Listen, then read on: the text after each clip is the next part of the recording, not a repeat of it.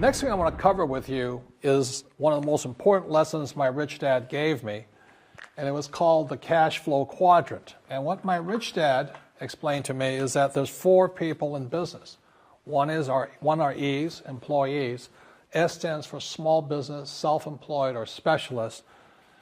B stands for big business, and I stands for investor.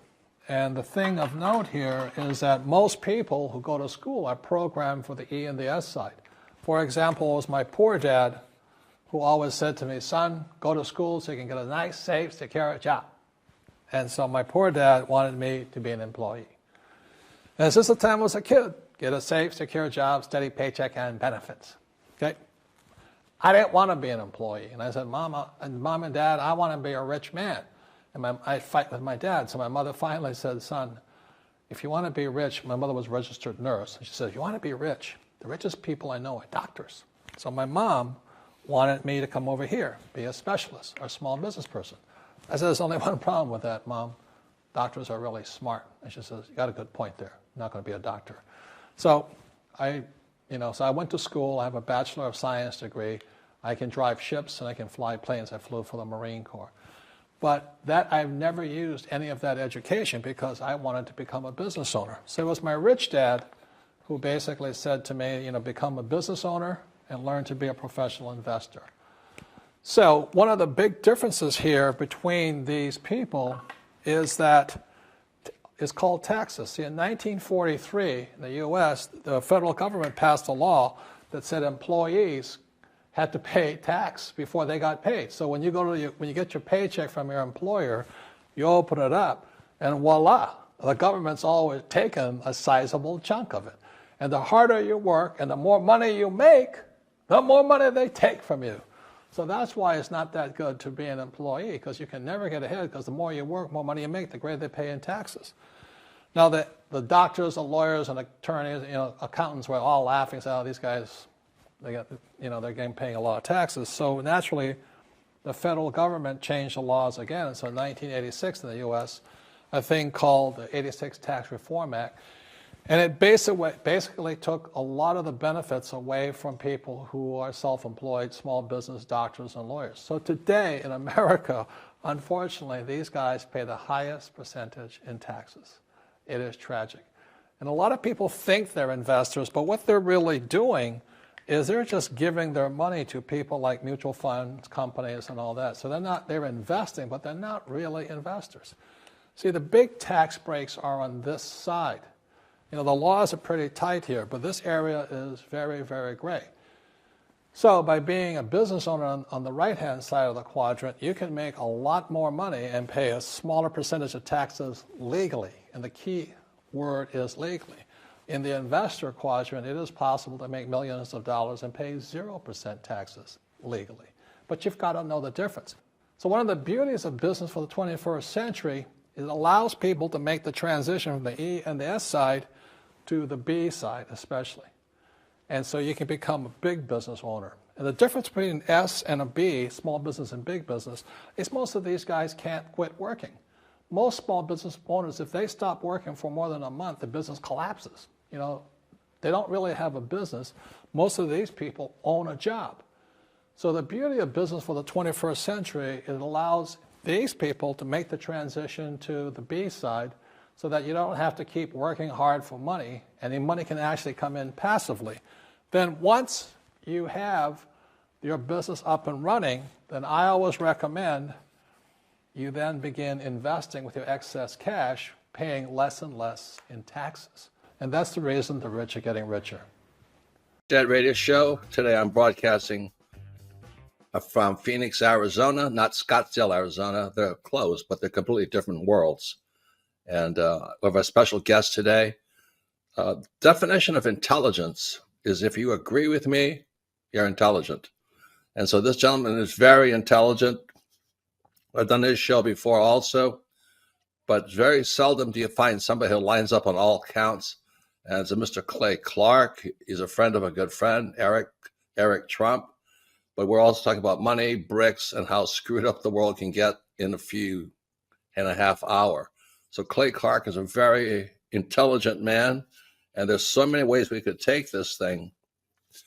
But I thought since you and Eric are close, Trump, what were you saying about what Trump can't, what Donald, who's my age, and I can say or cannot say? Well, I have to, first of all, I have to honor you, sir. I want to show you what I did to one of your books here.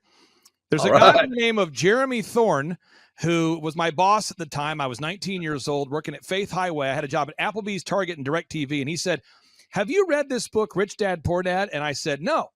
And my father, may he rest in peace, he didn't know these financial principles. So I started reading all of your books and really devouring your books. And I went from being an employee to self-employed, to the business owner, to the investor. And I owe a lot of that to you. And I just wanted to take a moment to tell you, thank you so much for allowing me to achieve success. And then I'll tell you all about Eric Trump. But I just want to tell you, thank you, sir, for changing my life. But not only that, Clay, thank you, but you become an influencer. More than anything else, you've evolved into an influencer where your word has more and more power. So that's why I congratulate you on becoming. Because as you know, there's a lot of fake influencers out there too, or bad influencers. Yeah. So anyway, I'm glad you and I agree so much, and thanks for reading my books. Yeah. That's the greatest thrill for me today. Not a thrill, but recognition is when people, young men especially, come up and say, I read your book, changed my life. I'm doing this, I'm doing this, I'm doing this. I learned at the Academy, Kings Point in New York, acta non verba. Watch what a person does, not what they say. Hi, I'm Ryan Wimpy. And I'm Rachel Wimpy, and the name of our business is Tip Top Canine. Our business is a dog training business. We help people with behavioral issues and teach their dog how to listen. When I was learning to become a dog trainer, we didn't learn anything about internet marketing or advertising or anything at all. Just dog training. And that's what's so great about working with Clay and his team, because they do it all for us. So that we can focus on our passion, and that's training dogs. Clay and his team here, they're so enthusiastic. Their energy is off the charts.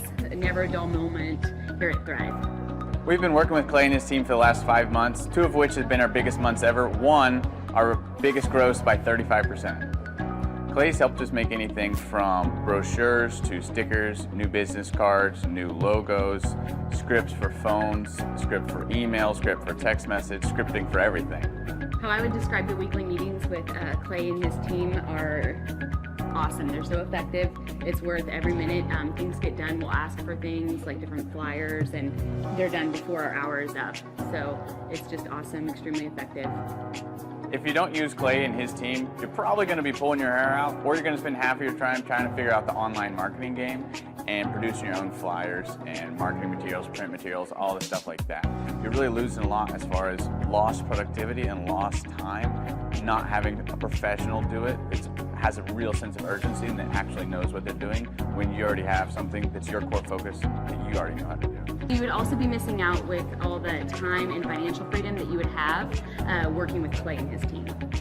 We would recommend Clay and his team to other business owners because they need to be working on their business, not just trying to figure out the online game, which is complex and changing daily. So no one has a marketing team too. Most people don't. They can't afford one, and their local web guy or a local person that they know probably can't do everything that a whole team and a whole floor of people can do in hours and not just weeks or months.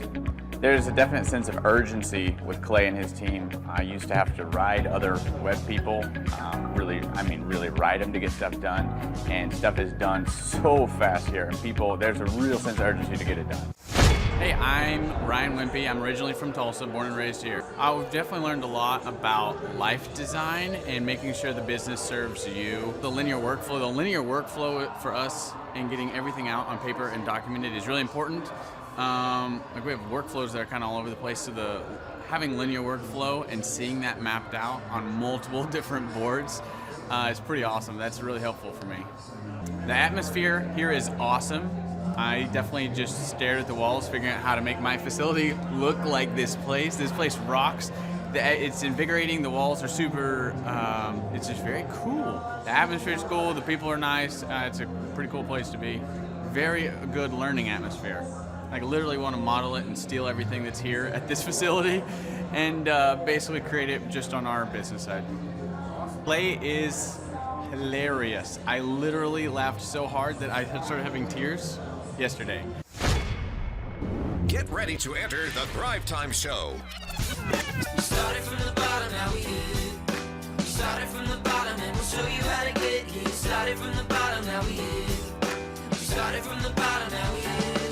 We started from the bottom, now we're on the top. Teaching you the systems to get what we got. Colton Dixon's on the hooks, I break down the books. Z's bringing some wisdom and the good looks. As the father of five, that's why I'm a dive. So if you see my wife and kids, please tell them hi. It's the C&Z up on your radio. And now 3, 2, 1, here we go. We started from the bottom, now we here. We started from the bottom, now Yes, yes, yes, and yes, Thrive Nation. Today's a very special occasion because you never know, Josh Wilson, who you are going to meet at a Trump Hotel room. You never know when you go to the Trump Hotel in Chicago. You never know who you're going to meet there. And I met the man and the myth, the guy who's behind the E-Myth series of books that absolutely changed the way that I approach business. Michael Gerber, the author of the E-Myth. I met him there in the Chicago hotel, and I asked him if he would be on the show. He made a poor life choice, and he's decided to be here with us. Michael Gerber, how are you, sir? Delighted to be here. Oh, wow. You are just absolutely a living legend, and your book helped so many people. But before we get into your book, and specifically Chapter 5 of your book, could you share with the listeners where you grew up and kind of your background, just so they know that you weren't born at the top of the mountain? Well, hear me, nobody is born at the top of the mountain. I certainly wasn't. I was born in New Jersey, in Elizabeth, New Jersey, of a couple of beautiful Jewish parents, and part of a growing family. In 1936, in Wow. the heart of the Depression, just as the horror was taking place in Europe, and just before the Holocaust was to take place in Europe, I grew up as a little boy in that season without any understanding of what was going on in the world around me. My parents decided to move from New Jersey to California in 1947, and we did move to Anaheim, California, and I was raised in Anaheim, California, and my journey started in Anaheim, California, and my journey continued for the rest of my life to the point where you speak to me here today. And I could go into all of that, but it is such an uninteresting story about Michael Gerber, where he was, what he did, how he did it, why he didn't do it, what he could have done. So let me ask you this. When did you kind of start to figure out what you wanted to do professionally? What age were you when you had that idea? I didn't. I never focused on what I wanted to do. I was a jazz saxophone player. I was an encyclopedia salesman. I did this, I did that, I did that, I did this. All the time that I was doing that, I was reading and studying philosophy, spirituality, music, jazz, all the stuff anybody would ever be attracted to, until I hit the age of 41. Now hear me, all of this started, Clay, then, at the age of 41. 41. And at 41, a friend of mine who owned a small advertising agency in Silicon Valley, California, asked me if I'd meet with one of his clients who was having difficulty converting leads that my brother-in-law's ad agency was creating for him into sales. And I told my brother-in-law, Ace, that's his name, that's still his name, God bless him. I said, Ace, I don't know anything about business, and I certainly don't know anything about high-tech business. He said, Michael, you know more than you think you do. Just meet with the guy. Let's see what happens. So Ace dropped me off to meet with a guy. We'll call him Bob. Bob had a high-tech product. He had sales engineers having difficulty selling that product.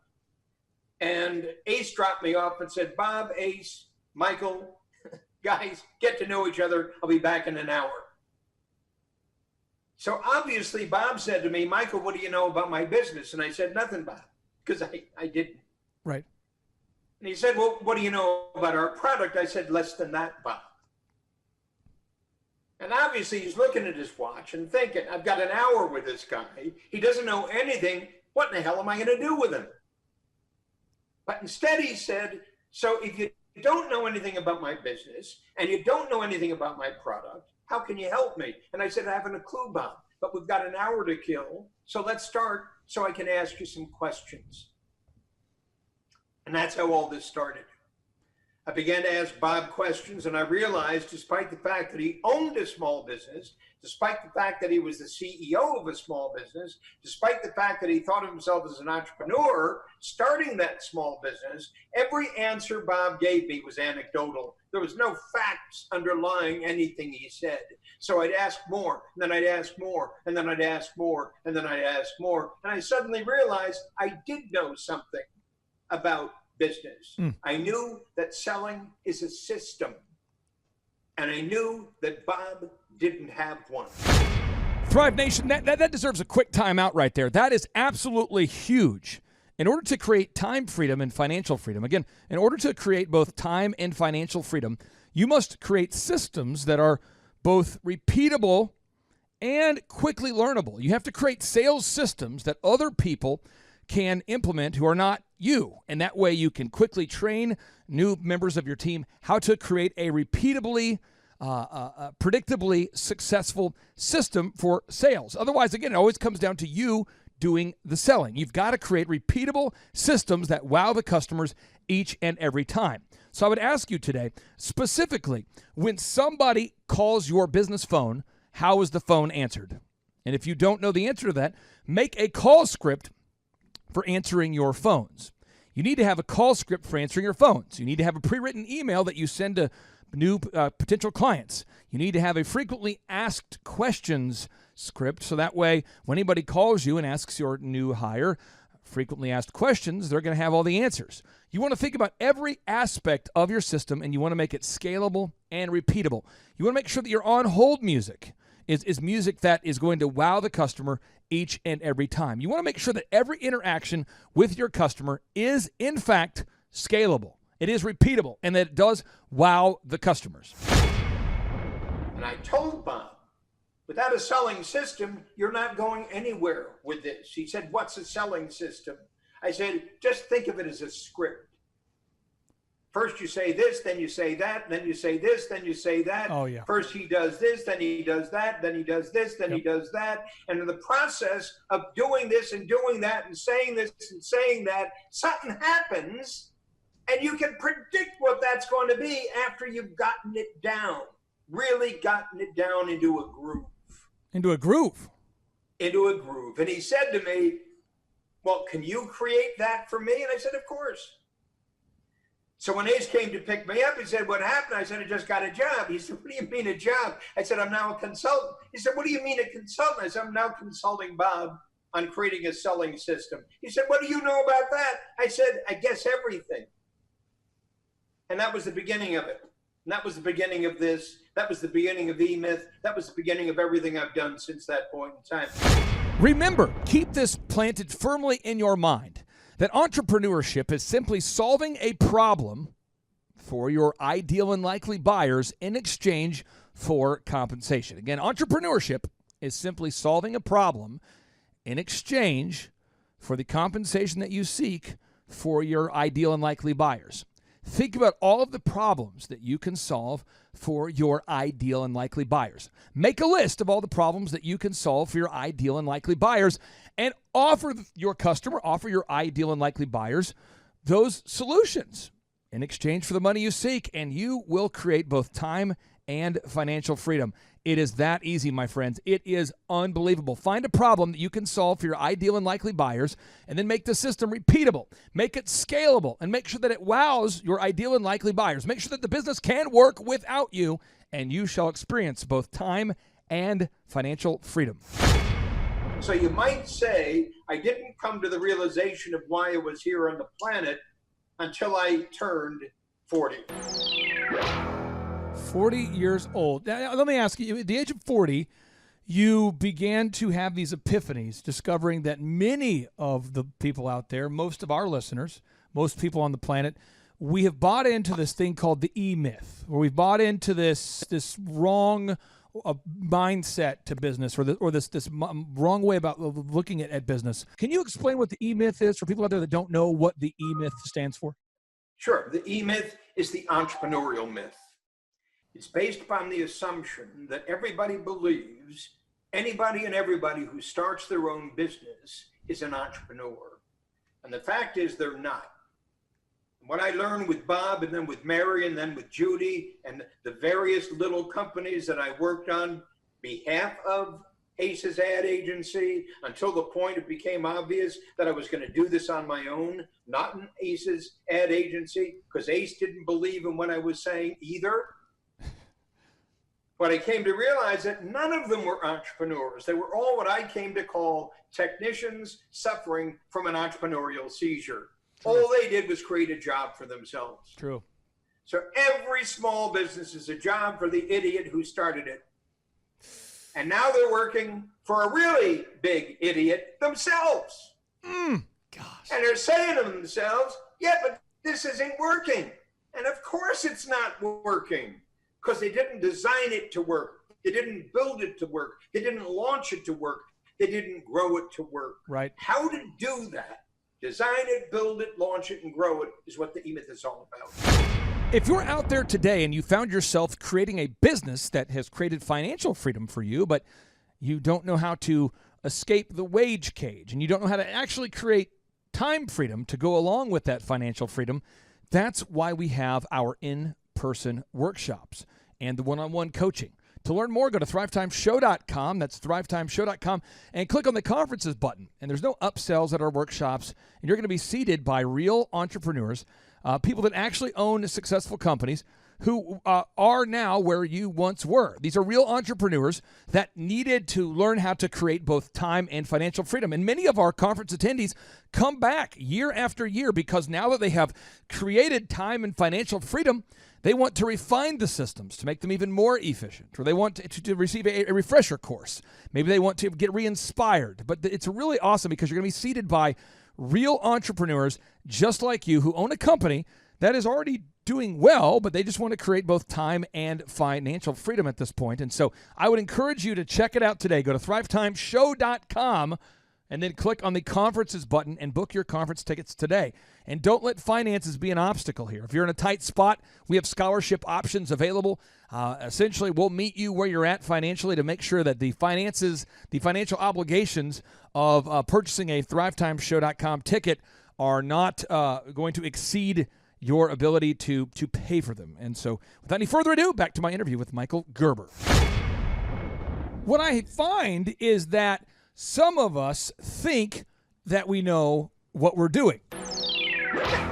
So some of us, we think, so when I was building my first company, DJ Connection, before Brent Lawless gave me your book, I was having quote-unquote success.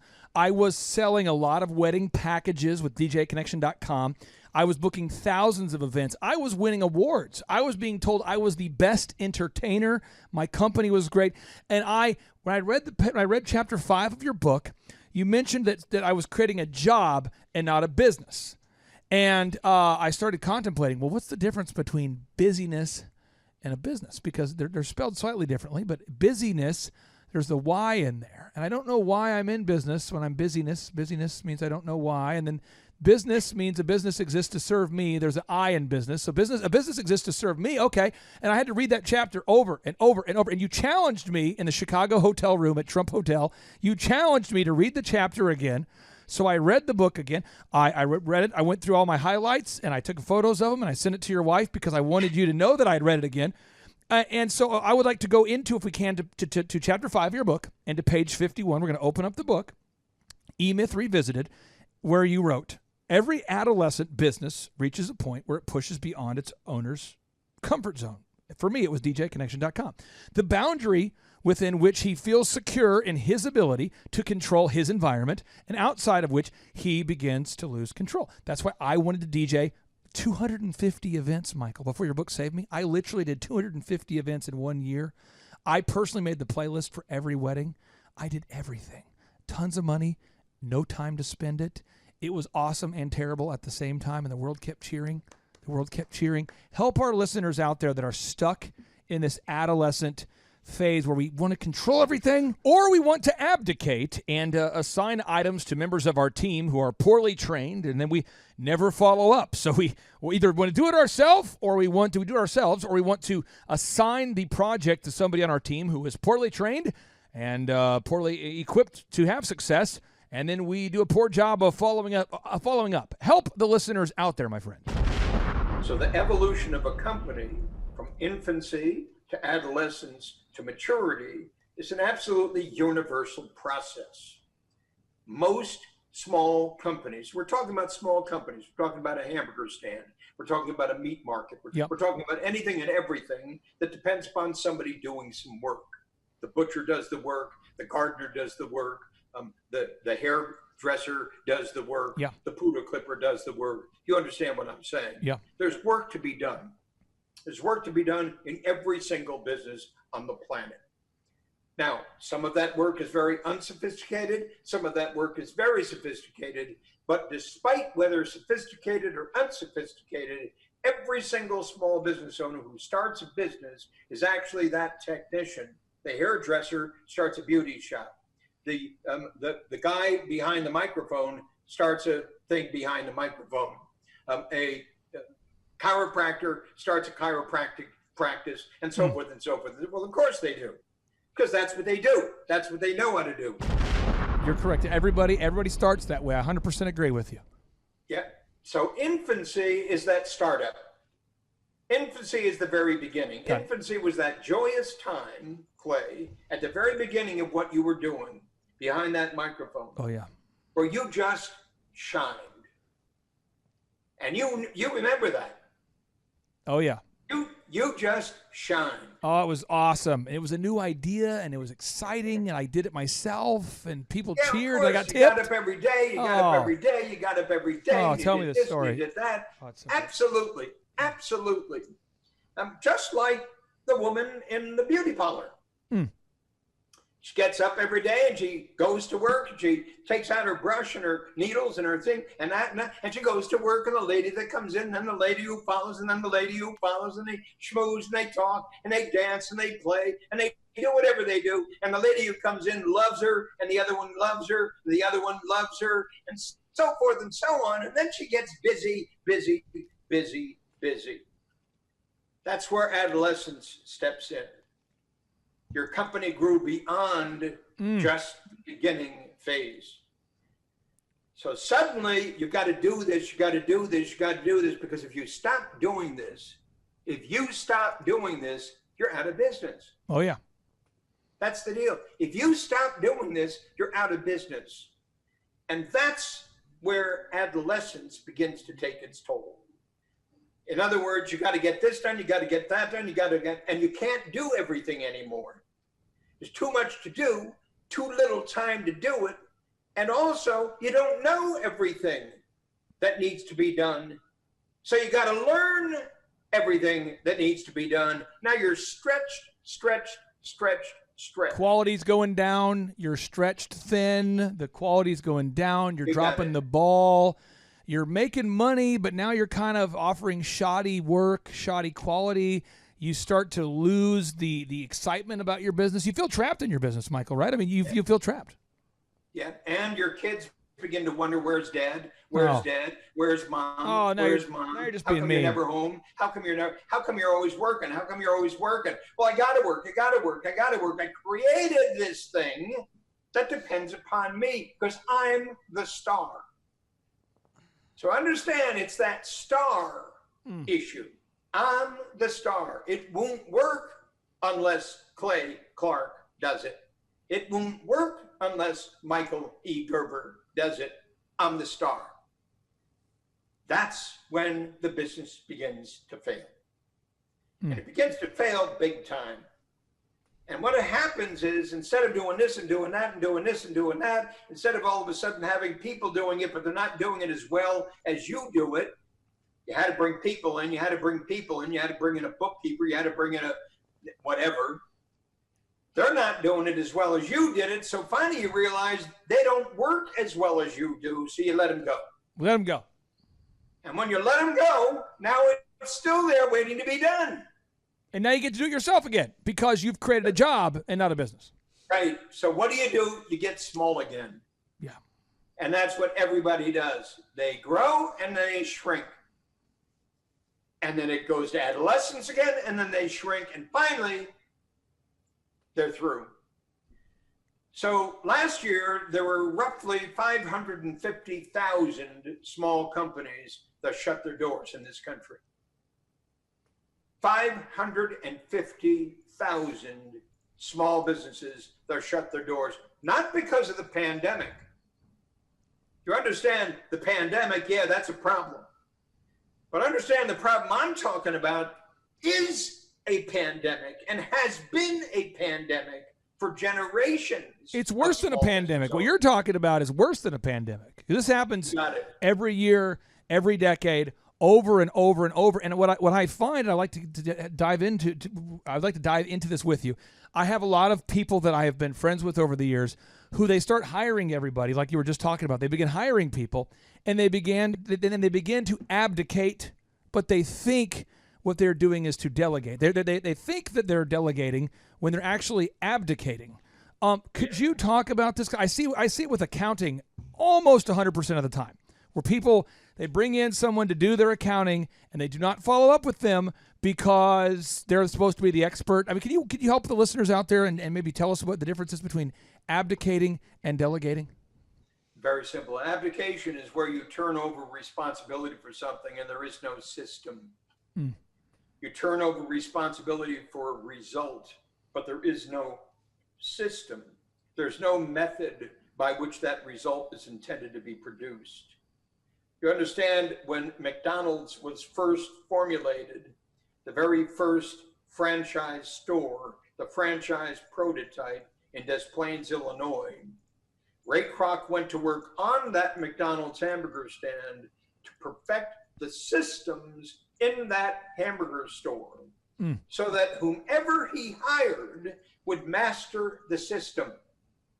Master the system. The system was the solution, not the person he hired.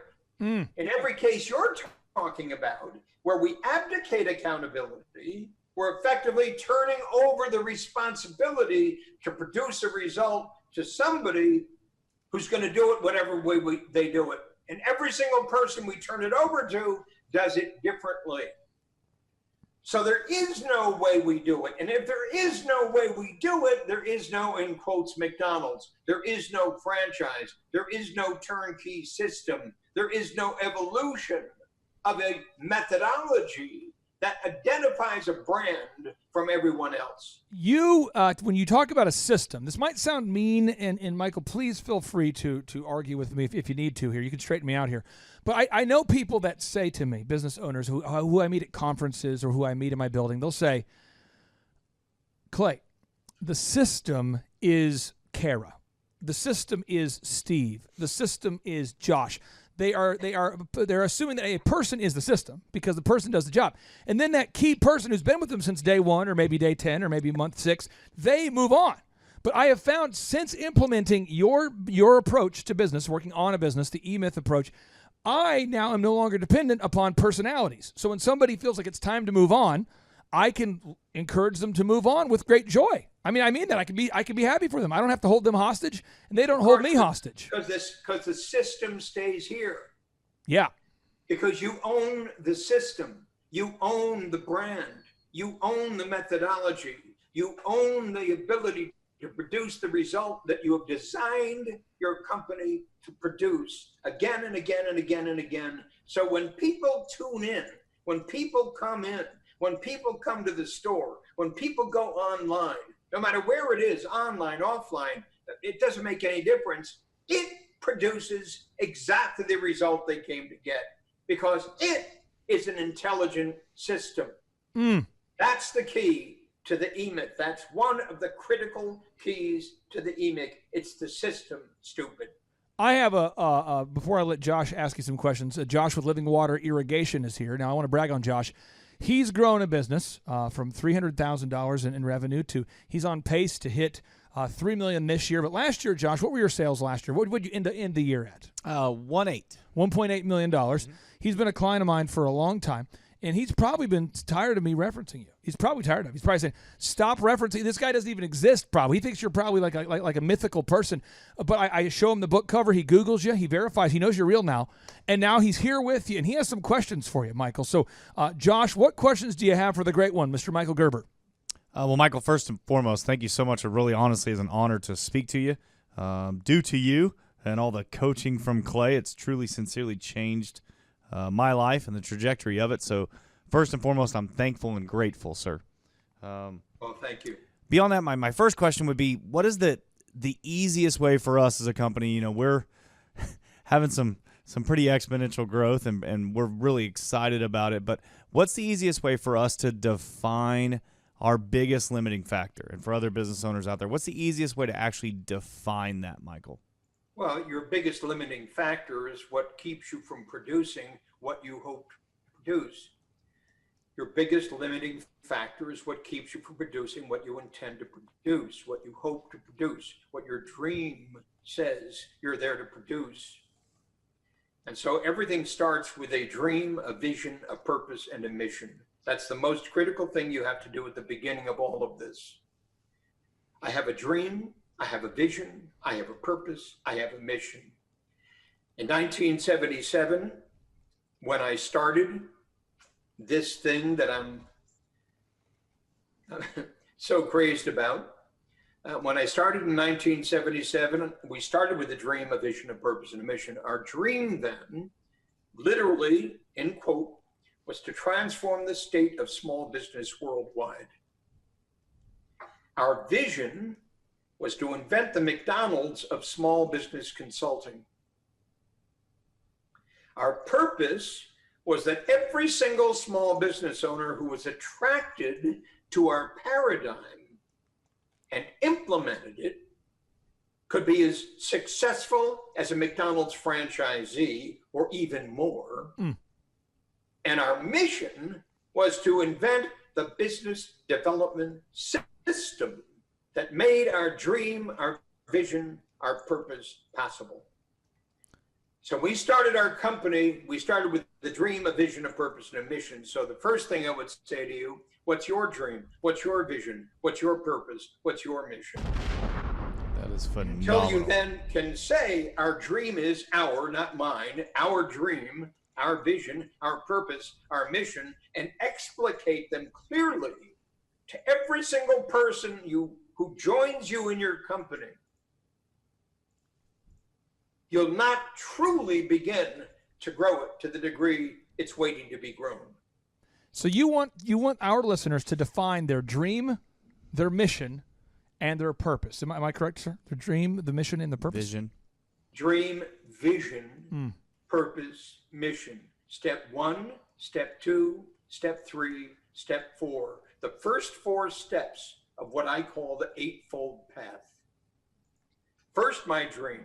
My dream is the great result we're here to produce. Second, my vision. My vision is the form our dream is going to take place on the street. Our purpose must truly transform the state of our individual customer's mindset about who he or she is and what he or she can expect from an economic, social, relational, familial life. And finally, our mission is to invent the system. And it's always to invent the system. The mission is always about the system at the heart of our great growing enterprise. So you see, what I'm saying is, if you take this little business of yours, just that I'm saying this little business of yours, that where you're behind the microphone, where you're reaching out to your audience, et cetera, and so forth, and you take that dream, vision, purpose, and mission, you can immediately begin to see that the end result is always worldwide. When you were growing the E-Myth program and the book and the team, the movement, and you defined your dream and your vision and your purpose and your mission, and you began to craft the book, to write the book, to work with clients, to do your research, How long did it take you, Mr. Michael Gerber, to go from consulting your first client at the age of 41 to penning the E-Myth Revisited book? How many years was that? The first E-Myth book, called The E-Myth, Why Most Small Businesses Don't Work and What to Do About It, was published in 1985. I started my company in 1977. It's 8 years. 8 years of data and research. Before that book would ever been written, I had to do it. And so the first years, from 77, 78, 79, 80, 1, 2, 3, 4, 5, I was working on the Michael Thomas Corporation to design, build, launch, and grow our turnkey capability to transform the state of small business worldwide. The first 8 years you were working on the business, the first 8 years. And well, the first 8 years and then every year after that. So you got to understand, it's, you do this, you do this, you do this, you do this. Everybody wants to get it now. Everybody wants to get it now. Everybody wants to get it. Can I do this in a year and a half? Can I do this in 6 minutes? Can I do this tomorrow? Everybody is simply stupid, Clay, when they think about this, because you can't do anything right now. It takes time to absorb what, in fact, the implications of what you're setting out to do really are. Because if I'm seriously saying I'm going to transform the state of small business worldwide, that means by doing what we're planning on doing, the business failure rate is going to decrease exponentially. The business success rate is going to increase exponentially. The experience of people inside of companies is going to be transformed radically. Lives are going to be transformed in the process. That's how big this is. And that's why it can't be done in a minute. I do not want to be even slightly negative. I want to just be very practical. Be as negative as you want to be. Well, I want to bring this up because I know that you look like you're 22 years old. I mean, you're a young man, but you've been doing this a long time. And there are certain people who do what Thomas Edison once wrote. He calls it hallucination. Thomas Edison once famously wrote, he said, vision without execution is hallucination. Vision without execution is hallucination. What percentage of the time do you sit down and meet somebody, and do you find yourself saying, I wish they would just implement? I mean, at what point do you say, I just wish they would implement? I mean, is it a third of the time that people seek knowledge and they don't want to implement? Is it a tenth of the time? How often do people seek the knowledge, you give them the knowledge, but they don't want to implement? Because I hear so many E-Myth success stories. I just want to know what percentage of people get the knowledge and they don't want to implement. You have to understand, anybody can come to me at any point in time, and they do.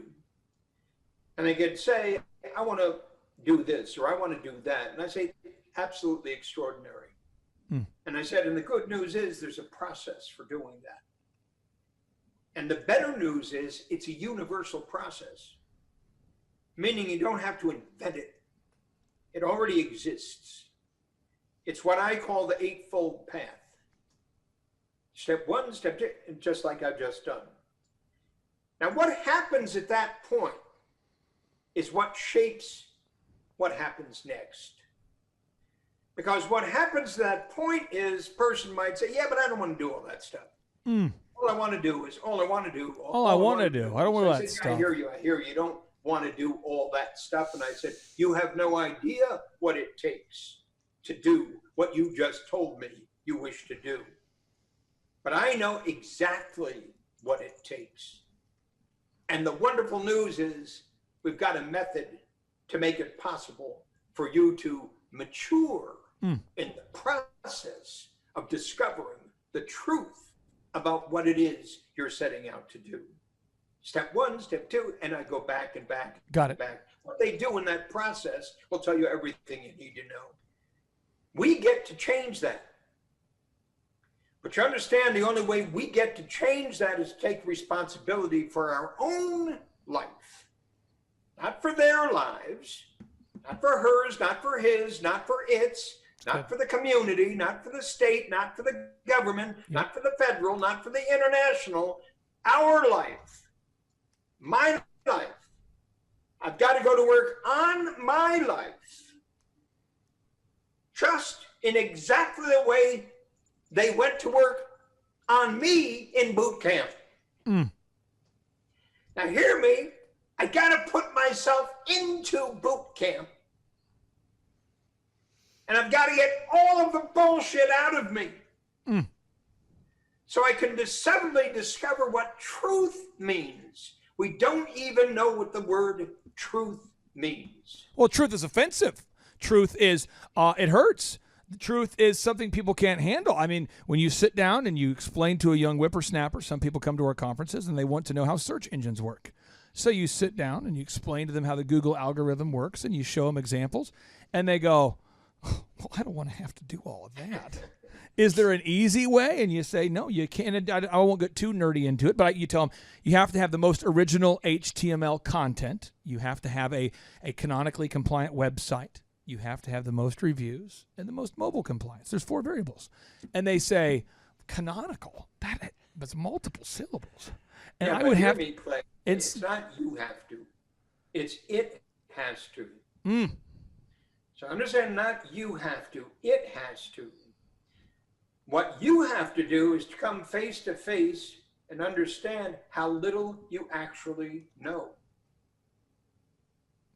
So if you were to take the average human being in these United States today, if you were to take everybody out there on the street, who's burning everything down, and have them take a test. Now, I'm not talking about a hard test. I'm talking about a simple test. Simple test. I'm talking about your A, B, C's. I'm talking about your 1, 2, 3s. If you were to put them through that process, the vast majority of them would fail. Absolutely abject failure. And then you've got to say, if you don't even know that,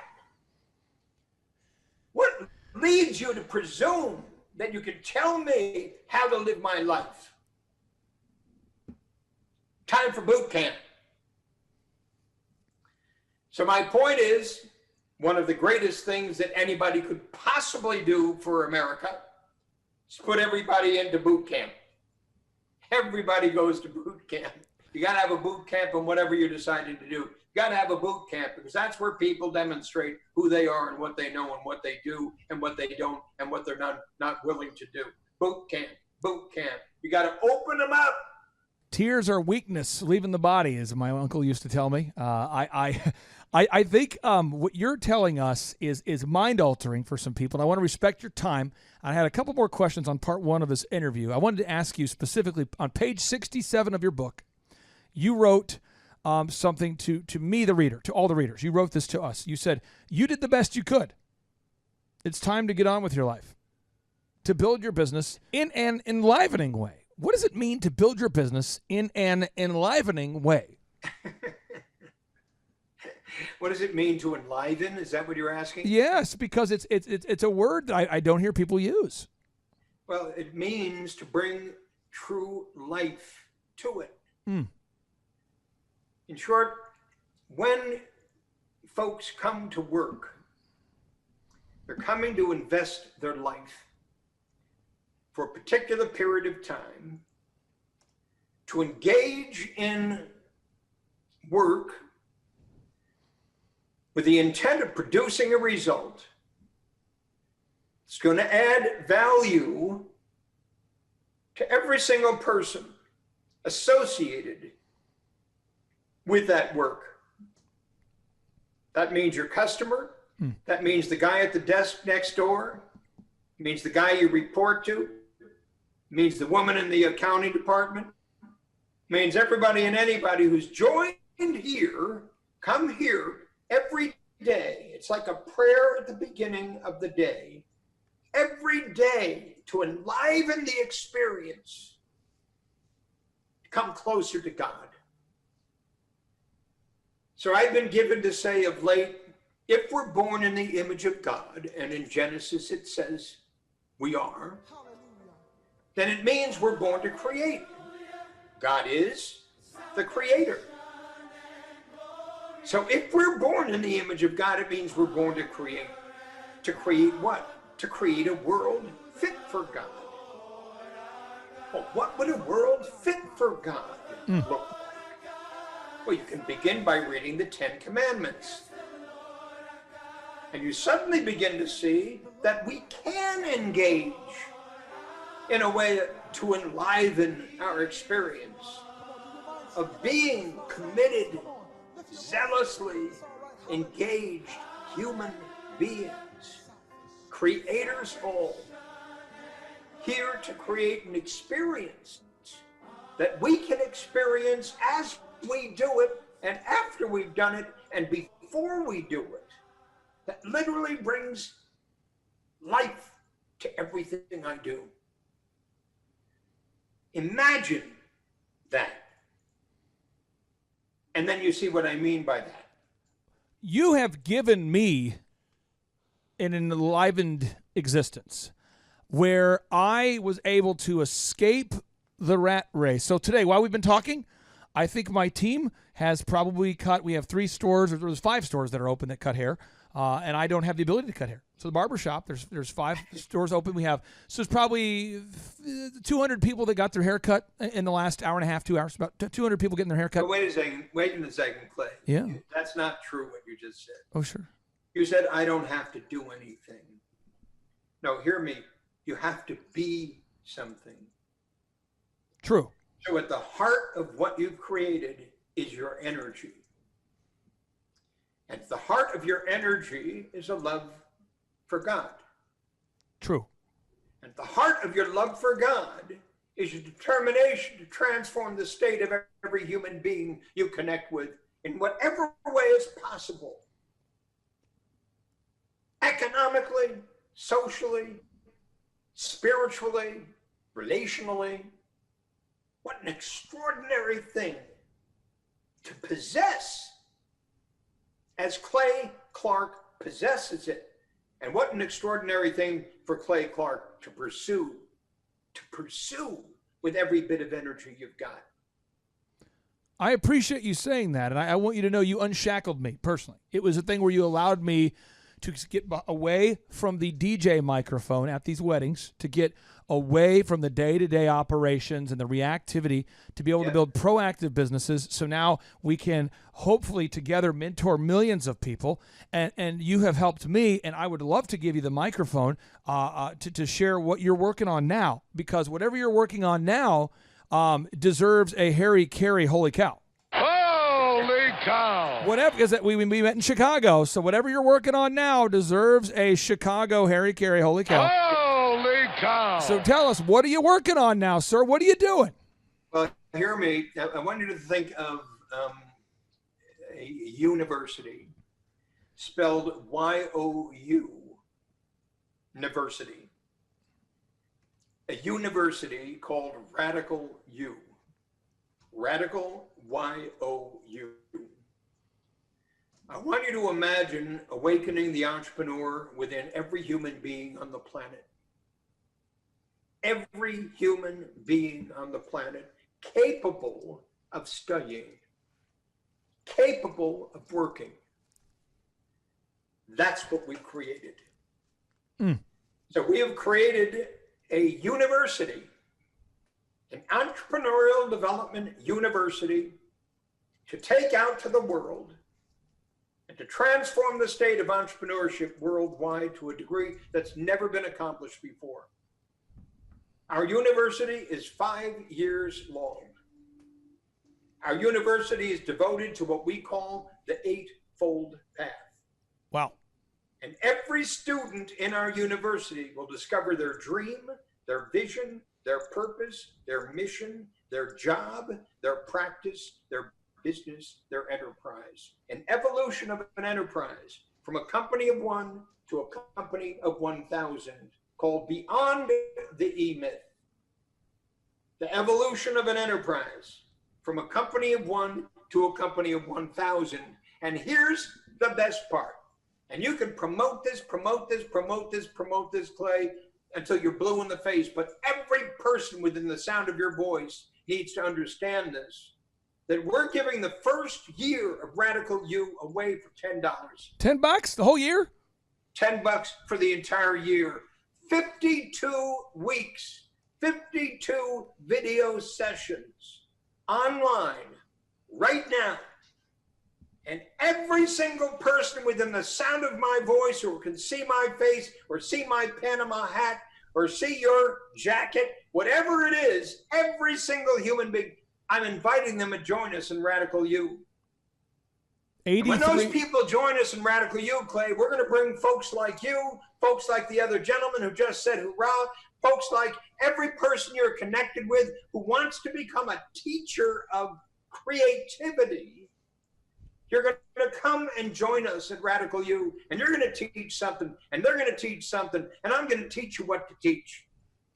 But hear me, that's what we're working on. 5 million students within the next 3 years. And then guess what's going to happen? What's going to happen? Apple, the company, is going to acquire Radical You. Michael, I want to respect your time. I know you're probably taking your wife on a great date tonight. Thank you. Thank you so much, my friend. I really do appreciate you. Clay, see you in Oklahoma. This show blows my mind. And now, without any further ado, 3, 2, 1, boom! Well, you may be considering becoming a client, and I thought, well, one of the best ways to make that decision is to hear from somebody that we've actually worked with for a long, long time, and he's become a good friend, and I'm excited for you to hear his story. Derek Sisney, welcome onto the Thrive Time Show. How are you, sir? Oh, I'm doing great, sir. Thank you for having me. Hey, so I want to start at the end, and then we'll kind of work towards the beginning here. So in terms of like, how did the business coaching experience impact you personally? Because when I first met you, you were working in corporate America, and then you went to start your own business as a consultant. How did the business coaching change your life or impact your life? Oh man, it was. I would say the biggest thing that really impacted me was the fact that I had no direction. You know, when you're doing stuff like this. Trying to create a business or trying to grow a business, trying to scale a business or doing anything like that, you're just kind of going through the flow. It's all emotional, it seems like, and you're just kind of guessing and you're hoping that you hit on the points. The biggest thing that I took away, the thing that I learned the most is being organized. Waking up early, right? 4:30, 4 o'clock in the morning, 3:30 in the morning, getting up early, getting organized, getting your day set, and being diligent. Oh gosh, that was diligent doer. Proverbs 10:4. Right. So how would you describe, I mean, if you had to, has it been a positive change for your life? Has it been terrible? I mean, if you were talking to somebody, they said, how did business coaching impact you? How would you describe that? So I actually told this to my wife, is that, so my last name is Sisney, and it's you and the team have changed generations of Sisneys. So it wasn't just me. It started with me, but not just that, Clay. It impacted in my church. It impacted in the youth group. It impacted at the university level. Across the board, it has impacted every fiber of who I am, everything about me, things that I didn't know was capable, that was even inside of me to be able to do it in the first place has been impacted. And then my children, I have a daughter who's 11 and a daughter who's 5. I'm teaching them about business. I'm teaching them the diligence, the waking up early, the planning, all those things. So it's been life-changing for generations of us. Now, I have been self-employed since I was 15. And so you have, you hop into my world, when people hop into my world, I guess I don't even recognize that there's a world out there that exists that doesn't wake up early and that doesn't achieve their goals and that doesn't know what they want to do with their life. That's how I am. And so if you remember, you first heard about me, I think, through a radio show. Can you tell people how you first heard about me and what your first experience was working with me or hearing about me? Yeah. So I did. I heard about you through the radio show and I didn't think anything of it. And I was like, okay, who's this guy? Because you hear a lot of get rich quick schemes, all these things. So you just you put you in that category in the beginning. And then I was actually applying for jobs and I was like, well, I heard about this guy. So I went and I came and I'll never forget the day that I walked in and I look around and I'm like, oh man, what did I just walk into? and the music was blaring. I mean, there's all these lights, all this. It looked like, I remember thinking, I'll bet this is how Facebook is. If I was to walk in Facebook, this is probably how it is. And then Daisy showed me around and she introduced me to you. And I remember you saying these words. You said, "Are you married?" I said, "Yes, sir, I am." And you said, I think that you'll be a hard worker. Just from talking to me those few minutes, and you said you got the job, and I turned you down. So that was early on, and then I came back 4 years later for a job. That's how you started out, right? That's exactly right. That is exactly right. And then Okay, 4 and then- years later, I came back. You came back 4 years later as a business growth consultant, and you're looking to add some clients and increase your revenue. I'm not asking you on this show to share how much money you ended up making per month, but how much is a percentage, or how many times did we help you increase your income by?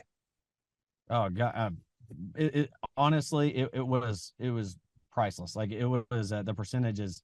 I remember talking to someone, I think it was you, you introduced me to some people as well. I mean, in reality, it was almost infinite. So, I mean, the most money I ever made at one time in a year was $50,000 before ever joining this. And let's just say it was double, triple that. So So you tripled your income? Yeah. Okay. Yes. Okay. So yeah. Okay, now just to be clear. So you're saying that you tripled your income. And you learn new life skills, and we've worked together every week. Every week we had a meeting every week. And the purpose of that meeting is to make sure that you know what to do, and that you, I call it IDS, or identify, discuss, solve. We identify what needs to be done. We discuss what needs to be, so you know what you're doing, and then we solve it. Like, here's the homework, Could you talk to the listeners out there about the importance of having those meetings every week, where a lot of times you might even be going over the same subject, but what's the importance of having that somebody harassing you on a weekly basis about following the systems? It is so important because people think that they can do it themselves, and some people might have the ability, but to have somebody kind of kick you in the tail, I used to explain it to people is it's kind of like taking a basketball shot. I'm not the best basketball player by any stretch of the imagination, but having somebody who understands the game beside me and watching me take those shots and say, "Hey, if you just tweak that just a little bit, you could probably make that better, or you can make that shot more, or if you do more shots," right? If you take it from an NBA perspective, right? They'll shoot the same shot over and over and over again. They'll shoot that same shot from that same spot 1,000 times, but that's what makes them so great. And it's the same thing with business, doing the same thing over and over and over again. It sounds repetitive, and it sounds like it's insanity, right? But in reality, it's those small, diligent things that happen for us to grow a business or grow ourselves or anything like that. Now, you've been able to shadow multiple times. You actually, were in the office quite a bit. How would you describe the impact that shadowing me made on you when you see that I'm actually working within a highly scheduled environment with an actual to-do list? How did that impact you? It was amazing to be able to see it and actually see somebody do it. A lot of people, including books, they say, "Do this," and then they may not do it themselves, or their leadership won't even do it themselves. That happens a lot. And so watching you and even the leadership and the people inside the building do exactly. And if I remember right, I think it's mandatory for everybody who works in your building. They have to have a clipboard and a schedule. Like, they have to have the clipboard. So, I mean, everybody doing that, and it's not a grade, but it's like, where's your clipboard? And they used to call it their brain. So we'd say, where's your brain at? So it was amazing to actually see it implemented and worked on every single morning. Self-help.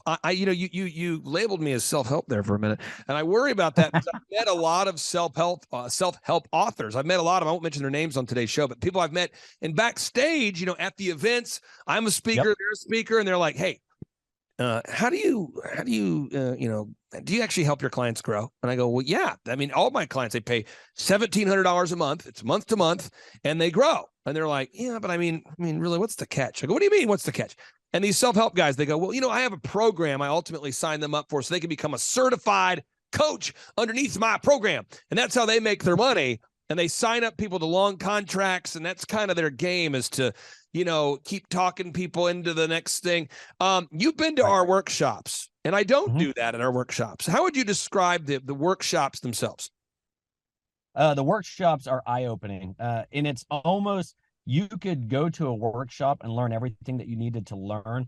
The problem that I see a lot of people have is they're like, okay, this is great knowledge, but they don't understand how to apply the knowledge. And that's where Clay Clark's wisdom comes in. No, you're not self-help, but you're like, I've already been there. I've done it. If we're looking at it from a biblical perspective, right? It's getting the knowledge, the understanding, and the wisdom to be able to apply it. Well, you can get all the knowledge and you could sort of understand how it works, but and those business shops, workshops actually help to be able to acquire those. But then that next step, if you want to take that next step, it is that implementation, and that's what your team is able to provide. Now, kind of going line by line, marketing, we'll help you with your marketing, your website, your print pieces, all those items.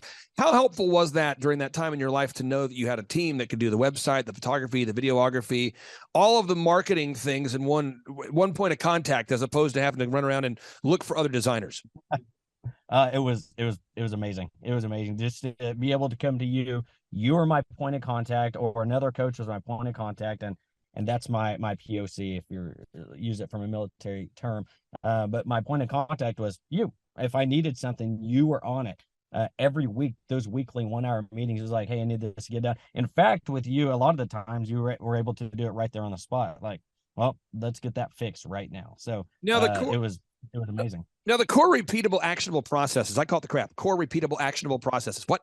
Core repeatable actionable processes.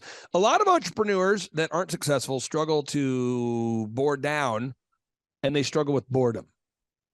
They go, it's the same thing every week. Oh, man. They want a new idea, a new shiny thing. A lot of men do that with their wives, looking for new girlfriends. That's not a move. A lot of people do that with new cars, always looking for a new car, always looking for a new book to buy. They buy the book. They don't read the book. They just buy books. A lot of people are always looking for a new car smell, a new thing. Can you talk about the importance of having that core, repeatable, actionable processes cemented and gone over every day, just the core repeatable actionable process, maybe the value of that? You don't like it, so that's the reason the acronym is great. It's crap, right? It's like you're just kind of going through. It's like, I don't like to do this, I don't like to do this. But the amazing thing is, people, if you're listening to this, is be diligent in the crap. Be diligent in the crap. Just keep pushing through. Keep pushing through. I promise you, if you do what Clay's team tells you to do, it works. It works. It will. It's just, it sounds insane. It sounds like it won't work. It sounds like a get rich quick scheme. It sounds like all these things. But doing the crap actually brings progression and growth. I'll give you the final word there for anybody out there that's thinking about filling out the form, coming to a conference, scheduling a one-on-one consultation. We don't want to waste anybody's time out there who's not a good fit, nor do we want anybody who's not a good, who is a good fit to be turned away. What's the final word you might say to anybody out there that's contemplating becoming one of our 160 clients by scheduling a one-on-one consultation or coming to an in-person workshop? If you're sitting on the fence, if you're really thinking about it, I would tell you definitely 100% come to a workshop. The workshops are they're priceless. But if you need that kick in the tail and you're like, man, I say I'm going to do this, and you're that hopeful person that's just like, oh, I want to do this, I want to make this happen. Clay's team can actually take you to that next level. And if you're just thinking about it, just do it. Just do it. Give it a shot. I believe that there's no contract. There's nothing. I mean, there's no reason for you not to give it a shot. I mean, that's the amazing thing about it. You have everything in-house right there for you, a marketing team, a coaching team, individuals that are there to help you, even Clay's network and stuff like that. And it's priceless. And if you're just thinking about it, go for it. Just do it. Now, you and your wife are attending some kind of ministry conference this weekend, which is the whole purpose of growing a business, is to create time freedom and financial freedom. So I don't want to get you in the proverbial doghouse there. So my final question I have for you before I let you go is talk about the time freedom and the financial freedom of just knowing that you have the ability financially to be able to take your wife to a workshop like the one you're going to, and you don't have to worry about the money. It's amazing. It's amazing. To be able to not have to worry about that and actually be able to go to sleep at night. In the beginning, Clay, you may know this, and I know the listeners won't. I didn't have a job. I didn't have anything. I had $0. coming in, and this was right before COVID. So you can imagine, really, it was a leap of faith for me. I joined that program, and I've known you for years, but I joined that program before COVID. And then I don't know if you remember my text messages. I was texting you. I was like, Clay, I'm really freaking out here with all the COVID stuff. And you're like, just take it easy. And then you guys kind of, you coached me along that. And I am so appreciative of that. Just so appreciative of that. But I think you got a kind of a friendship with Eric Trump out of the deal too. Eric actually reached out and made sure that you were invited to Laura's birthday. That's a real thing. Yes. Right? Yes, I mean, that's kind of wild. fun. I would have never guessed that. I would have never guessed. I mean, seriously, he calls me, he goes, hey, is your guy Derek coming? I said, Derek? He goes, my guy, Derek. I love Derek. Is Derek coming to Laura's party? We got to get Derek at the party. So that was kind of fun too. So Derek, Sisti, I really appreciate you. Appreciate all you've done in terms of putting forth the effort. If we're out there teaching people what to do and they don't implement the proven success systems, it doesn't work. You're a diligent doer, and I wish you the best on all the endeavors you're doing right now. And we'll talk to you soon. Yes, sir. Thank you, sir. Take care. I can do this, and I will do this. This is what I tell myself each day. I know your choice matters.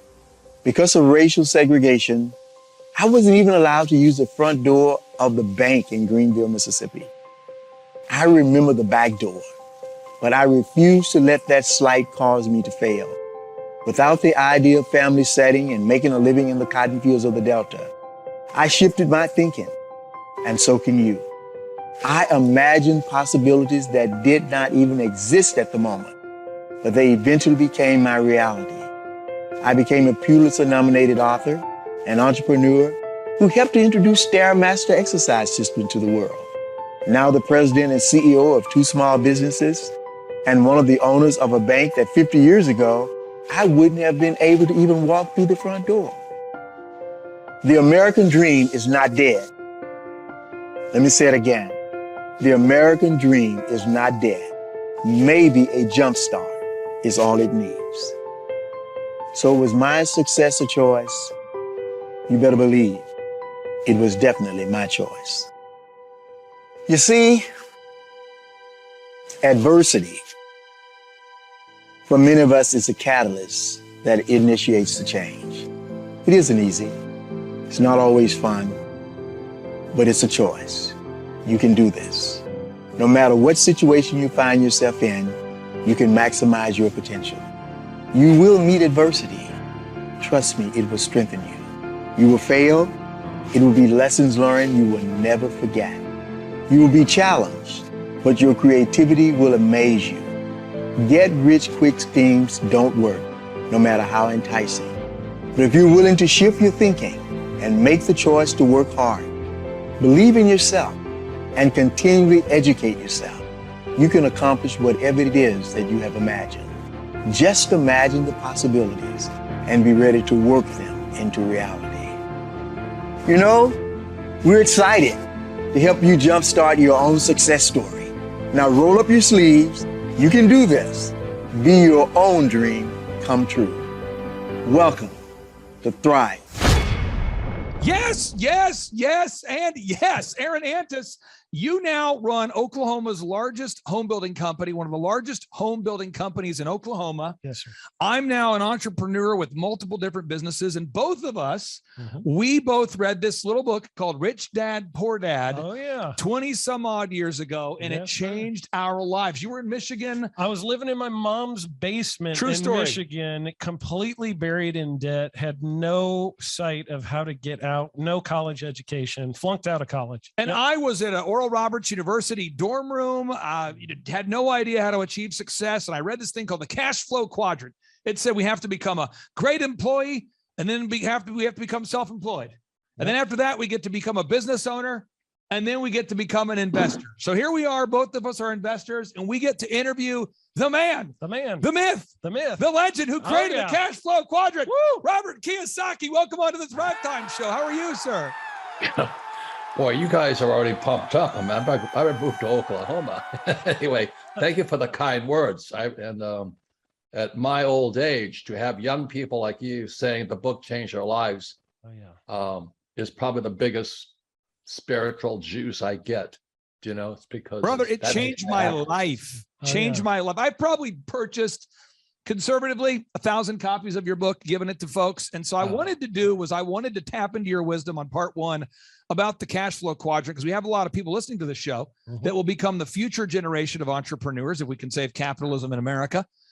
Sir, can you walk us through the cash flow quadrant? And I think it's embroidered on the chair behind you. Sure. It's right there. There it is. Yeah. Oh yeah.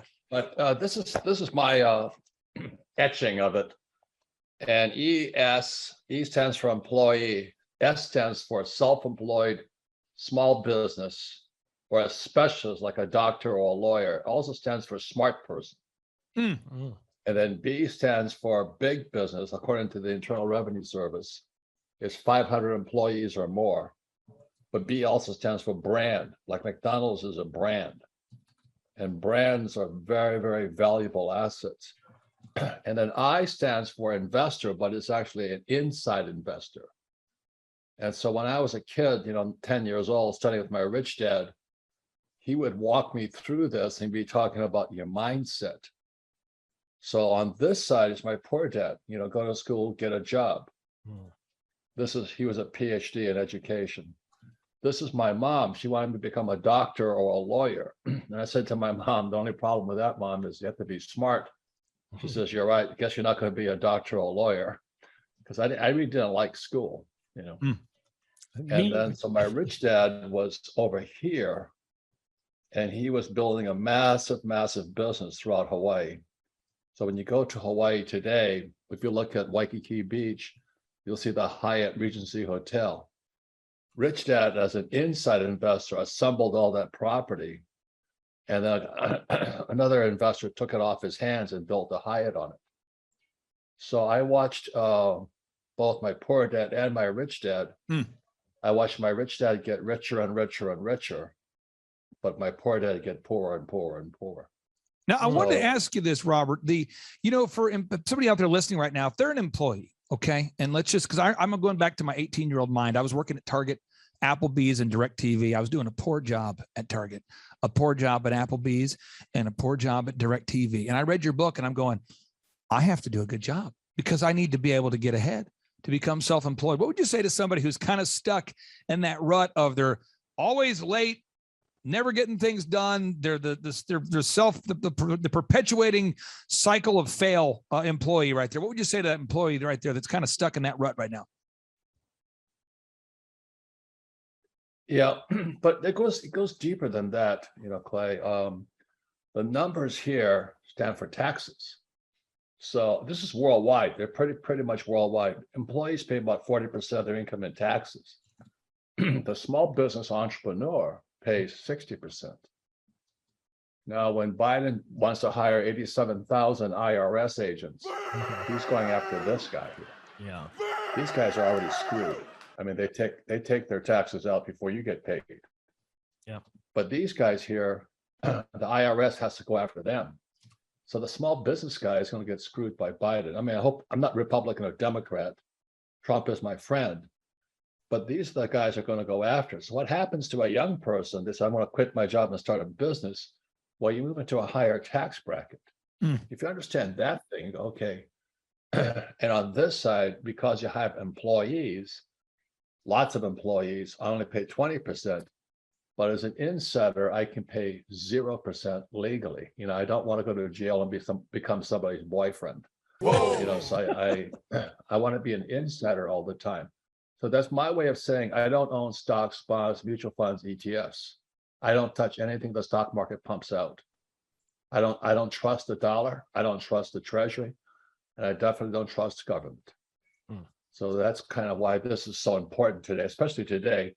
And with 87,000 IRS agents coming out, you'd better get a great CPA, a tax guy. Okay, that's the big difference. Yeah. Now, since you brought up Biden for a second, here we'll get into that now. You, I believe, are not only a best-selling author, not only an investor, but I believe you're a man who was kicked out of Freedom Fest. Could you please explain to us? Is that true? Am I making that up? Did you get kicked out of Freedom Fest, and if so, why? What was the question, please? Did you get kicked out of Freedom Fest? Yes. Could you again? You stand for freedom You come across as a libertarian for me. Why would you get kicked out of Freedom Fest when Well, you are? apparently the person that puts it on, I won't mention his name. Well, he comes after me every time. I won't mention his name, but I have no idea, because I was talking about a stock market crash, and he got very angry at me. He says, markets don't crash. I'm going, are you kidding me? You know, what happened in 2008? What's happening right now? So my concern is, a lot of times things are misnamed, like, you know, the Inflation Reduction Act, IRA, has nothing to do with inflation. It has to do with the Green New Deal. Right. So I'm always concerned when people pump out these things like the Freedom Fest and all that. But I got hammered for talking about how you prepare for a crash. And the reason I say that is because when markets crash, it's the best time to get rich. You know, that's like Neiman Marcus having a sale. So I like crashes, but this guy came after me so hard. He still does. I was up in Vancouver, and he still came after me. He says, how dare you say markets crash? I'm going, but they do crash.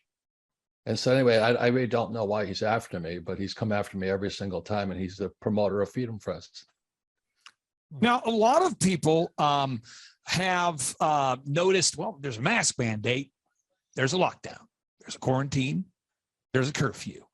There's Biden speaking at the World Economic Forum 2016 event at Davos. There seems to be a lot of chatter related to Klaus Schwab and Yuval Noah Harari.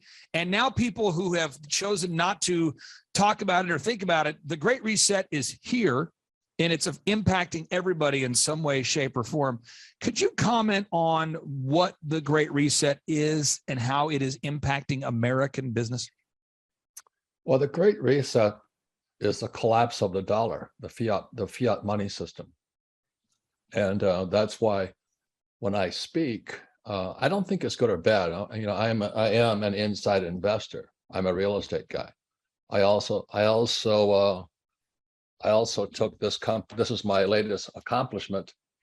It's I took this company public on the New York Stock Exchange. I've taken 3 companies public on Toronto Stock Exchange, but this is my first New York Stock Exchange, and it's the richest gold mine in America. And so I do practice what I teach. But the reason I'm into gold is because a Great Reset will be the collapse of the dollar system. And that started back in 1971 when Nixon took the dollar off the gold standard. And in 1971, I was in Vietnam. I was a Marine helicopter gunship pilot. And I'm going, what the heck does this mean? We're off the gold standard. And I had no idea. So because we don't teach money at school, and my co-pilot and I flew behind enemy lines to look for gold, proving Marines aren't the brightest guys on earth, you know. Well, I'm sitting there looking for gold from a gold mine, and this little Vietnamese woman with red teeth, you know, they always chew betel nuts. And I was trying to get a discount on gold. So gold was 35 an ounce in 71. And by the time I got there, it was $50 an ounce. And so I tried to get a discount because, you know, behind enemy line discounts. And she looked at me and laughed her ass off. Just smiled with the red teeth. She says, spot. I said, what the hell, spot? I got a spot on my shirt or something? She didn't speak English. I didn't speak Vietnamese. But then I realized gold is international money. Gold is real money. And ever since then, I became a gold bug, which is why I'm very happy to take this company public. I'll give you the name of it. I wouldn't invest in it. It's called ODV. You have to do your research on it, but it's the richest gold mine in America. It's 140 years old. And it was just sitting there in Provo, Utah. So there's opportunities everywhere, but I want to be this kind of investor. I don't want stocks, bonds, mutual funds, ETFs that I don't own. Robert, the name of your gold mine is what now? What's the name of the gold mine investment Well, company? they call it the Trixie mine, but the call sign is ODV. Just check it out. The reason it's important because the guy who put it together is a Canadian. And I spent a lot of time in Canada and Vancouver putting gold deals together. because I'm an entrepreneur. And this guy found this gold mine 140 years old, and he used technology. He looked at it, and he got 140 years of records from these old gold miners, the guys with the burro and the pick. And he took all their records and he digitalized it. Wow. I'm going, how'd you do that? That guy is really smart, obviously. But he digitalized it. And then once it was digitalized, he could put it into pictures. And he was going through the records, digitalizing all the records of these gold miners from 140 years ago in Utah. Yeah. And it says, oh my God, they missed the vein. I went, what? He says they missed the vein. And so that's why the Trixie mine, or ODV, is now the richest gold mine in America. It was sitting there. It was sitting there empty. So there's opportunities everywhere, I'm saying, Wow. Now, I have two quick questions for you, and then I'm going to go to Aaron here. As it relates to the value of gold, the price of an ounce of gold in 1971 was approximately $40 an ounce. In 1991, it was $360 an ounce. Then you move on to 2011, it's $1,500 an ounce. Now we'll call it $1,800 an ounce. And I think a lot of people want to hear from you right now. On a scale of 1 to 10, if 10 is like you are very concerned about the collapse of the dollar, like if 10 is you are sounding the alarm, you're very worried, and a 1 is you're not concerned at all about the collapse of the dollar. How concerned are you about the collapse of the U.S. dollar, sir? I'm very concerned. And it's more than just the U.S. There's a thing called the BRICS nations. BRICS stands for Brazil, Russia, India, China, South Africa. And what happened in 2021, I believe, when we abandoned Afghanistan, on that day, Saudi Arabia shifted allegiances from America, trading in dollars, petrodollars. Saudi Arabia switched sides to China and Russia. It's the end of the dollar system. So the end is near for the US dollar. And my concern is it's going to wipe out stocks, bonds, mutual funds, ETFs. Just for my generation, the boomer generation, we're in serious trouble, because the only reason our stocks, bonds, mutual funds are up is because the Fed and the Treasury just kept printing more and more money. Instead of fixing the problem from 2008, they just kept printing more money. And it's about to come to an end. So that's why when I say to people, buy gold, silver, and Bitcoin, you want to stay in what I call real assets, tangible assets. That's my opinion. Most people say buy US Treasuries. That's Harry Dent. I wouldn't trust anything printed by the US government, but that's me. I don't like anything that can be printed.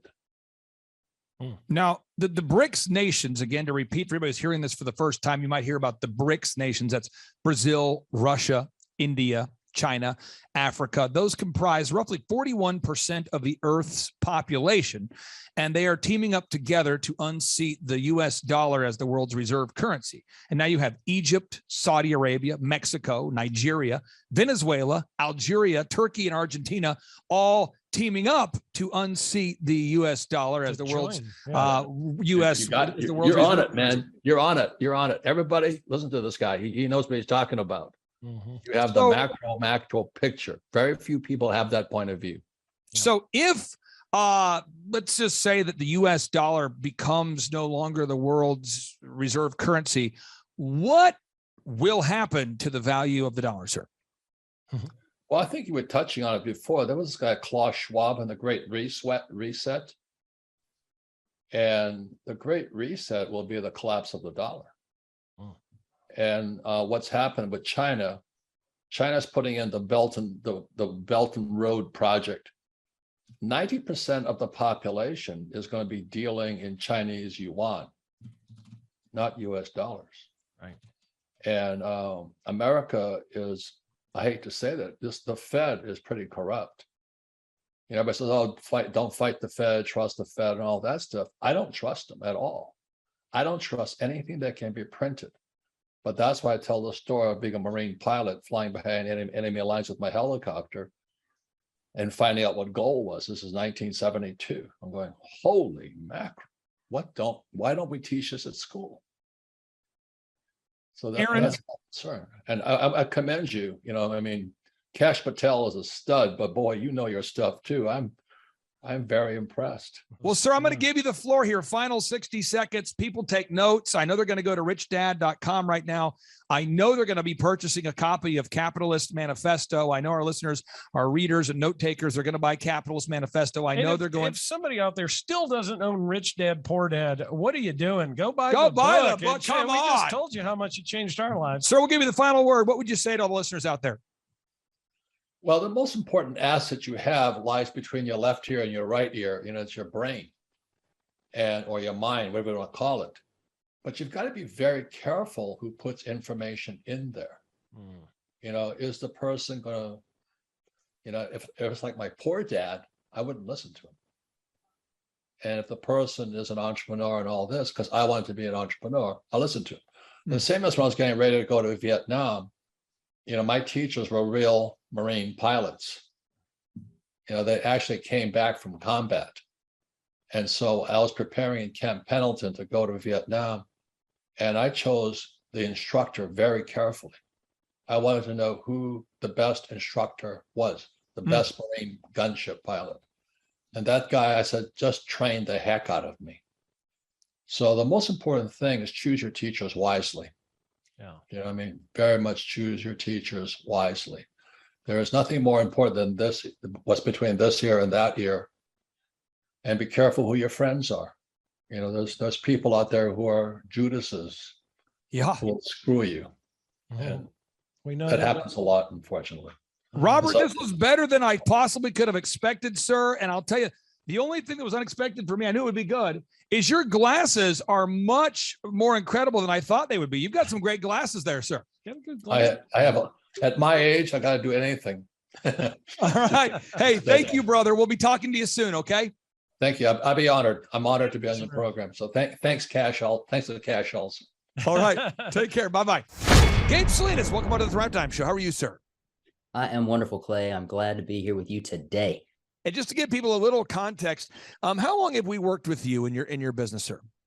A little over 3 years, Clay. We've been together for a little bit of a journey now. And I think we picked the best of times and the worst of times to work together. I mean, it's like right at the peak of the geopolitical craziness. That's when we started working with you. But you've continued to grow. What kind of growth have you seen over these past 3 years? Just so the listeners know that you do have, in fact, a business that can navigate through difficult times. Well, we have over doubled our business here at Window Ninjas since working with you. I actually went back and looked through our numbers, and I looked at some of our goals that we had set in the original conversation that I had with your team. And we have surpassed my original number that I wanted to hit with you guys. And I was quite shocked at how, I won't say easy, but systematic it was for us to be able to get to where we wanted to be. JT, do you know what time it is? 4:10. It's Tebow time in Tulsa, Jerusalem, baby. Tim Tebow is coming to Tulsa, Oklahoma during the month of Christmas, December 5th and 6th, 2024. Tim Tebow is coming to Tulsa, Oklahoma in the 2-day interactive Thrive Time Show Business Growth Workshop. Yes, folks, put it in your calendar. This December, the month of Christmas, December 5th and 6th, Tim Tebow is coming to Tulsa, Oklahoma in the Thrive Time Show 2-day interactive business growth workshop. We've been doing business conferences here since 2005. I've been hosting business conferences since 2005. What year were you born? 1995. Dude, I've been hosting business conferences since you were 10 years old. And a lot of people, you know, have followed Tim Tebow's football career on the field and off the field. And off the field, the guy's been just as successful as he has been on the field. Now, the big question is, JT, how does he do it? Well, they're going to have to come and find out because I don't know. Well, I'm just saying, Tim Tebow's going to teach us how he organizes his day, how he organizes his life, how he's proactive with his faith, his family, his finances. He's going to walk us through his mindset that he brings into the gym, into business. It is going to be a blasty blast in Tulsa, Jerusalem.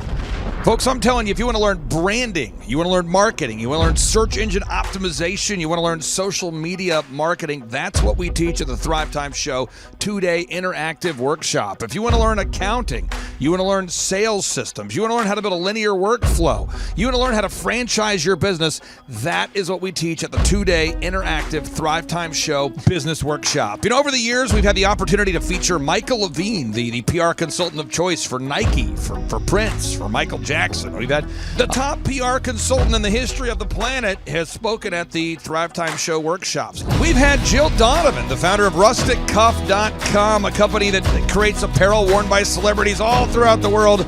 Jill Donovan, the founder of RusticCuff.com, has spoken at the 2-day interactive Thrive Time Show Business Workshops. We have the man who's responsible for turning around Harley Davidson, a man by the name of Ken Schmidt.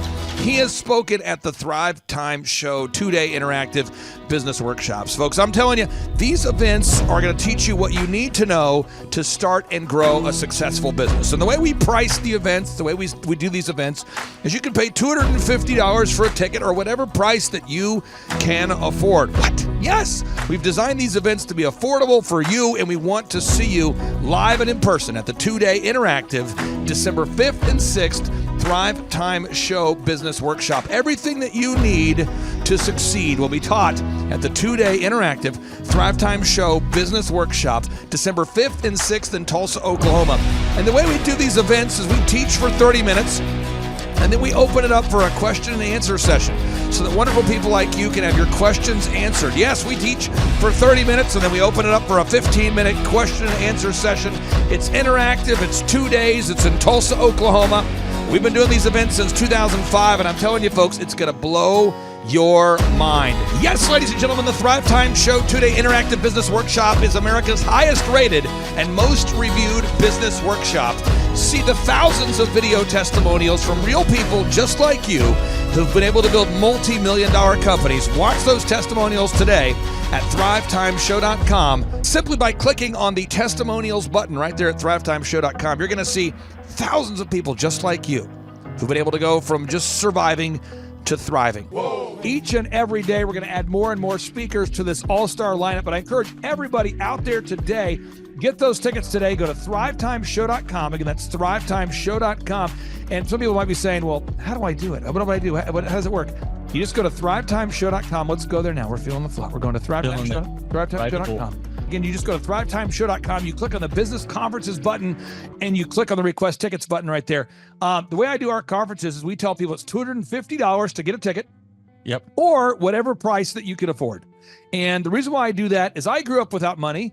JT, you're in the process of building a super successful company. Did you start out with $1 million in the bank account?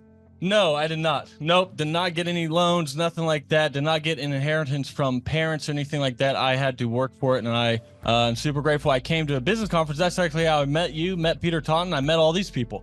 So if you're out there today and you want to come to our workshop, again, you just got to go to thrivetimeshow.com. You might say, well, who's speaking? We already covered that. You might say, where's it going to be? It's going to be in Tulsa, Jerusalem, Oklahoma. And someone says, Tulsa, Jerusalem. I'm really trying to rebrand Tulsa as Tulsa, Jerusalem, sort of like the Jerusalem of America. But if you type in Thrive Time Show and Jinx, you can get a sneak peek or a look at our office facility. This is what it looks like. This is where you're headed. It's going to be a blasty blast. You can look inside, see the facility. We're going to have hundreds of entrepreneurs here.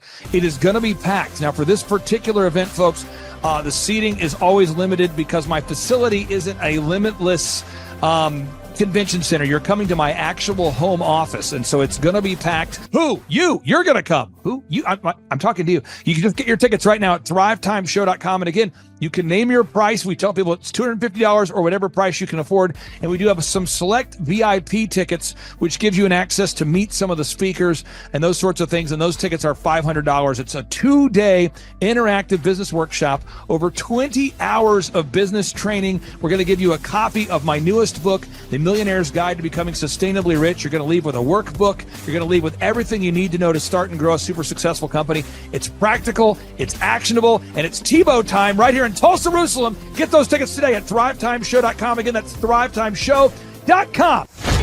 Hello, I'm Michael Levine, and I'm talking to you right now from the center of Hollywood, California, where I have represented over the last 35 years 58 Academy Award winners, 34 Grammy Award winners, 43 New York Times bestsellers.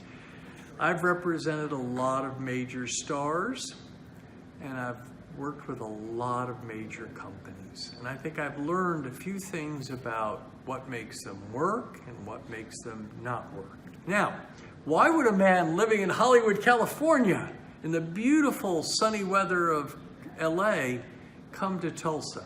Because last year I did it, and it was damn exciting. Clay Clark has put together an exceptional presentation, really life-changing, and I'm looking forward to seeing you then. I'm Michael Levine. I'll see you in Tulsa.